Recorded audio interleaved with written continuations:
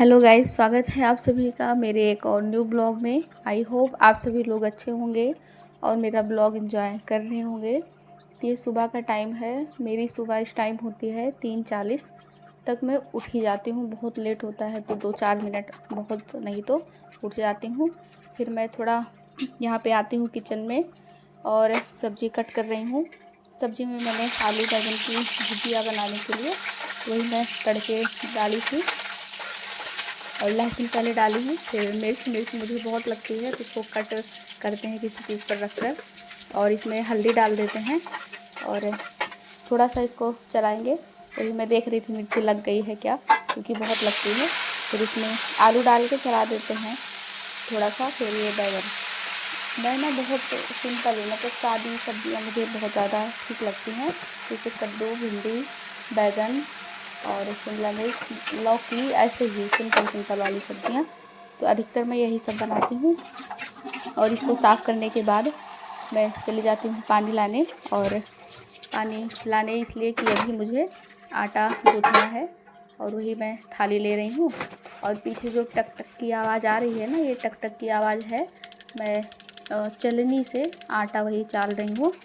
तो चाल लेते हैं तो सही रहता है, पता चले कहीं घुन भी आ जाता है कभी कभी। तो वही चाल रही थी मैं, उसी की आवाज़ आ रही थी और यहाँ पे मैं चाल ली हूँ। अब इसको गूँथ लेती हूँ। तो जो मैं साइड ऐसे कर रही हूँ उसी में पैथन भी बचा ली थी किनारे की साइड, उसी को ध्यान में रख के बड़े ध्यान से मैं उसको गूँथ रही हूँ। तो अभी गूँथ लेते हैं, उसके बाद फिर रोटियां बनाते हैं।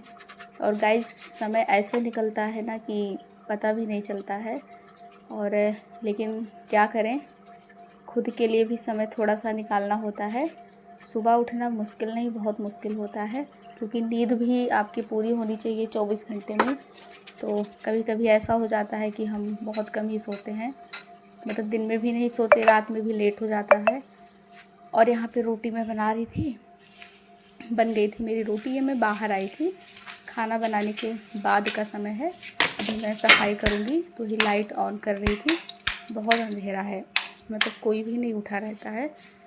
ये दिख रहा होगा आप लोग को। और यहाँ पे गाइस, मैं अपनी डिग्री लेने के लिए यूनिवर्सिटी गई थी तो ही वापस आ रही थी लेकर, निकलवा ली थी मैं। तो वहाँ का व्यू था, बड़ा अच्छा लग रहा था। और आते वक्त मैंने सब्जियाँ भी खरीदी। और गाइस, आप लोग की टेट की तैयारी बहुत अच्छी चल रही होगी और बहुत से लोगों का एक बार कंप्लीट भी हो गया होगा थ्योरी या जो भी सिलेबस है, आधा, किसी का आधा हुआ होगा और किसी का भी स्टार्टिंग होगा। छोड़े बहुत टाइम हो गया होगा।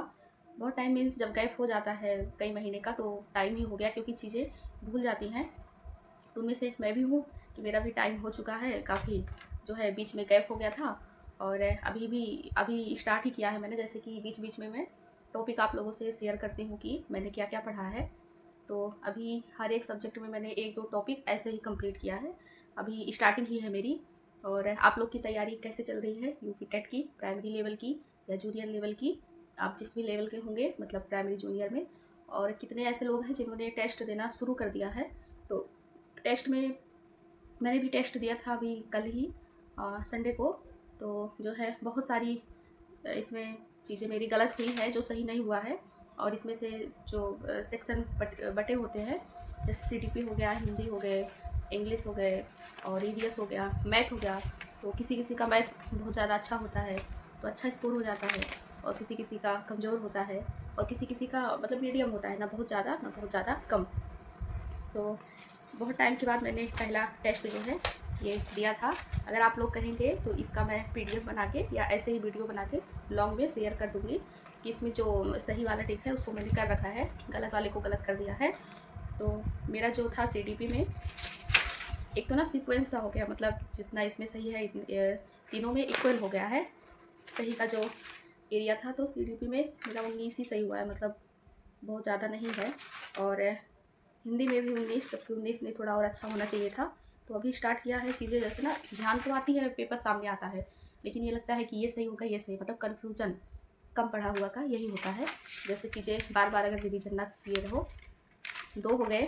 और सबसे कम मेरा नंबर आया हुआ है संस्कृत में सिर्फ 6 नंबर है, मतलब 30 में 6। सोचिए, देखते हैं आगे कैसे मैं बढ़ा पाती हूँ इन नंबरों को। और उसके बाद इसमें था मैथ में भी 19 सही थे मेरे। और उसके बाद ईवीएस आ जाता है। तो ईवीएस में ऐसा नहीं था कि बहुत ज़्यादा टफ रहा होगा, फिर भी नंबर इसमें मेरे कम थे, 15 ही नंबर थे। तो ये मैंने बताया कि मैं कितने कितने नंबर पाई थी।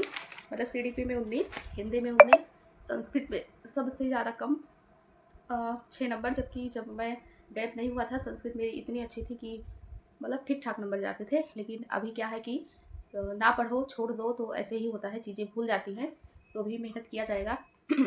और ईवीएस में है 15 और मैथ में है 19। मतलब अभी मेरे पहले टेस्ट पे बन रहे हैं 78 नंबर।